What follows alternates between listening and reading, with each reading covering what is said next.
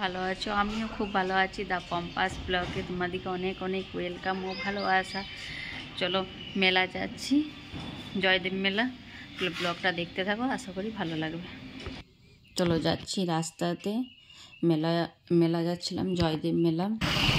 মেলাতে প্রচণ্ড ভিড় গাইস, প্রচণ্ড। আমি তার আগের দিনে গেছিলাম, প্রচণ্ড ভিড়। দেখো পার্কিংয়ের জায়গায় প্রচণ্ড ভিড়, মানে সব জায়গাতে প্রচণ্ড ভিড়।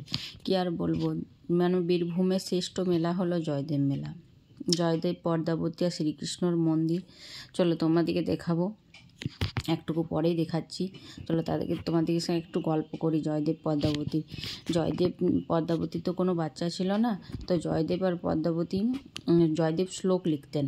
তো সেই শ্লোক লিখতে লিখতে একটাই মনে পড়ছিল না, নিয়ে পদ্মাবতী বলল, যাও স্নান করে এসো, ভাত খেয়ে নেবে, তারপর তুমি লিখবে। তখন জয়দেব গেছে স্নান করতে, সে মাঝখানে এসছে শ্রীকৃষ্ণ।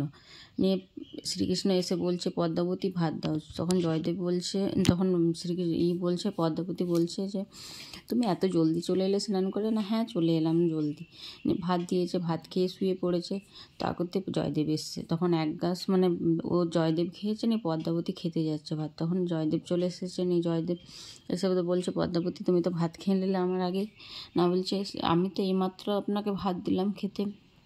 নিয়ে যেয়ে তখন মানে ঘরে যেয়ে দেখছে যে কাকে আমি শুইয়ে এলাম, তখন দেখছে না শ্রীকৃষ্ণ তখন শ্লোকটা মানে যেটা কমপ্লিট হয়নি সেটা পুরো সম্পূর্ণ করে দিয়ে চলে গেছে। তখন জয়দেব বলছে পদ্মাবতীকে যে, পদ্মাবতী আমি দেখতে পেলাম না, তুমি দেখতে পেলে শ্রীকৃষ্ণকে? মন্দিরটা তোমাদের সঙ্গে গল্প করতে করতে তাদেরকে দেখিয়ে দিলাম। মন্দিরটা খুবই সুন্দর, পুরনো মন্দির, কিন্তু দেখতে খুব সুন্দর। আমার তো খুবই ভালো লেগেছে। তোমাদের কেমন লেগেছে? একটু যদি ভালো লাগে তাহলে লাইক করে দিও, সাবস্ক্রাইব করে দিও, চ্যানেলটা শেয়ার করে দিও। আর যদি ফেসবুক থেকে দেখো তাইলে একটুকু ফলো করে দিও। আমার তো খুবই ভালো লেগেছে।